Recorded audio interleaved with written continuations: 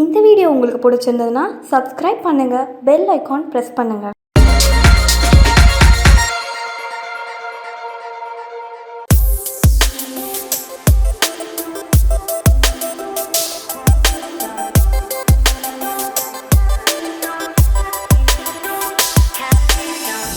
வணக்கம் நேர்களே, இன்னைக்கு நான் உங்களுக்கு வந்துங்க மாங்காய் பச்சடி செஞ்சு காட்ட போறேங்க.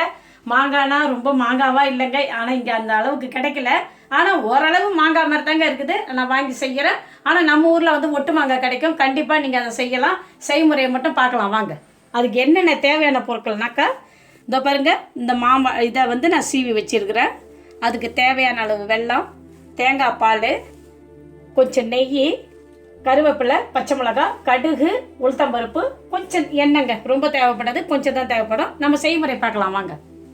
இப்போ பாருங்கள், இந்த மாதிரி ஒரு குழிவான ஒரு பாத்திரத்தை வச்சு நான் அடுப்பை பற்ற வைக்க போகிறேன். இப்போ வந்து இந்த மாம்பழம் மாதிரி இருக்கிற மாங்காவை இதில் நான் போடுறேன். அதுக்கு நான் தேங்காய் பாலை வச்சே வேக வைக்க போகிறேன்.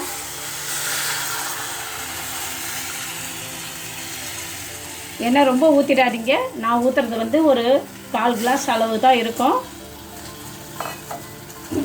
அது கூடயே வந்து இந்த பாருங்க, இந்த 2 பச்சை மிளகாவையும் இதில் நான் ஊற்றுக்கிறேன்.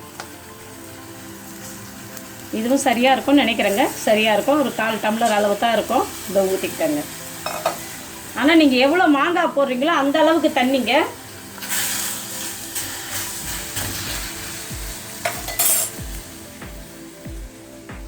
நம்ம எப்போவுமே என்ன செய்வோங்க, கொஞ்சம் இதெல்லாம் கொஞ்சம் வேக வைக்கிறதுக்கு கொஞ்சம் லைட்டாக உப்புங்க, கொஞ்சம் இல்லை லைட்டாக கொஞ்சம் போட்டுங்க. போட்டு நம்ம இப்போ தட்டை போட்டு மூடிடுறோம். இப்போ பாருங்கள், ஒரு 10 நிமிஷம் வேக வச்சேன். இன்னும் கொஞ்சம் வேகணும் போல இருக்குது. நம்ம கொஞ்சம் நேரம் வேகத்தில் விட்டோம்னாக்கா அது எல்லாம் மசிஞ்சிடும். இங்கே என்கிட்ட பருப்பு கிடைக்கிற சட்டியும் இல்லைங்க. அதனால் மிக்சியில் போடலான்னாக்கா ரொம்ப மஞ்சிடும். அதனால் இதுலேயே கொஞ்சம் வேகட்டும்னு நான் விட்டுருக்கிறேன்.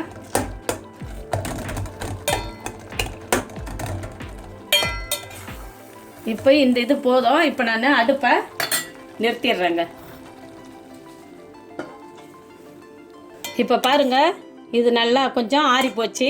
இந்த டைமில் நான் என்ன பண்ணுறேன், இதை வந்து மிக்சியில் ஒரே ஒரு ஓட்டுங்க, ரொம்பலாம் ஓட்டாதீங்க. ஏன்னா இந்த பச்சை மிளகாலாம் கொஞ்சம் மையணும், அதுக்காகத்தான். ஏன்னா ஏற்கனவே அது கொஞ்சம் மாம்பழம் இதில் தான் இருக்குது. அதனால் வந்து நம்ம கொஞ்சம் ஒரே ஒரு ஓட்டு, அவ்வளோதாங்க.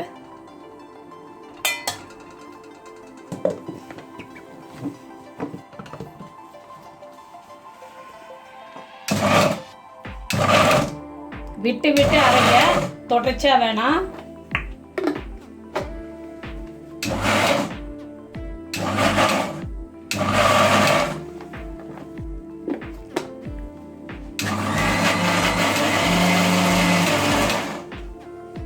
இப்போ எல்லாம் நல்லா ஓரளவு மஞ்சி போச்சு.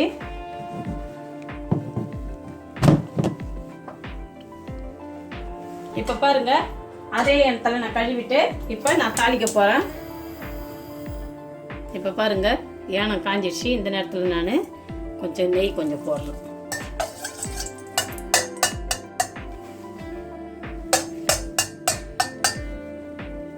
நல்லா நெய் நல்லா வாசனையாக வருது. இந்த நேரம் பார்த்து நான் 1 ஸ்பூன் கடுகு சேர்க்குறேன். அது கூடயே கொஞ்சம் 1 ஸ்பூன் அளவில் கொஞ்சம் உளுத்தம்பருப்பையும் நான் அதில் சேர்த்துக்கிறேன். நல்லா வாசமாக வருதுங்க. நான் உங்களுக்கு எண்ணெய் சொல்லியிருந்தேன், ஆனால் தேவைப்படாதுன்னு நினைக்கிறேன். அதனால தான் நான் ஊற்றலை. இந்த நெய்யே சரியாக இருக்குது. உங்களுக்கு எண்ணெய் தேவைப்பட்டால் ரவுண்டு ஒரு சொட்டு ஊற்றிக்கோங்க. எனக்கு அது நான் ஊற்றலை.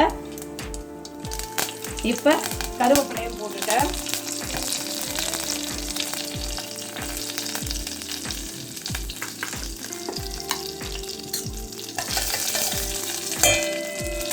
இந்த நேரத்தில் நல்லா காஞ்சிடுச்சு. இப்போ அரைச்சி அந்த கடைஞ்சி வச்ச அந்த மாங்காவை இதில் போடுறேன்.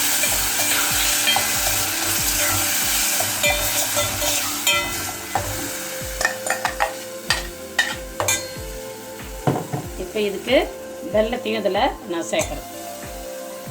வெல்லம் கொஞ்சம் குறைச்சி தாங்க போட்டுக்கிறேன், பார்த்துட்டு போட்டுக்கலான்னு. ஏன்னா ரொம்ப தண்ணி ஆகிடும், அதுக்காக தான் கொஞ்சம் குறைச்சி வச்சுருக்கிறேன் காட்டினதை விட. நீங்களும் அப்படியே செய்யுங்க, உங்களுக்கு எவ்வளோ அது தேவையோ அந்த அளவுக்கு நீங்கள் சேர்த்துக்குங்க, இல்லைனாக்கா ஒரு மாதிரி குழச்சி போயிடும். இப்போ பாருங்கள், எல்லாமே போட்டாச்சு, எல்லாமே ஒரு லெவலாக வந்து போச்சு, நல்லா ருசியாகவும் இருக்குதுங்க. இதை பாருங்கள், இந்த அளவுக்கு இருந்தால் போதுங்க.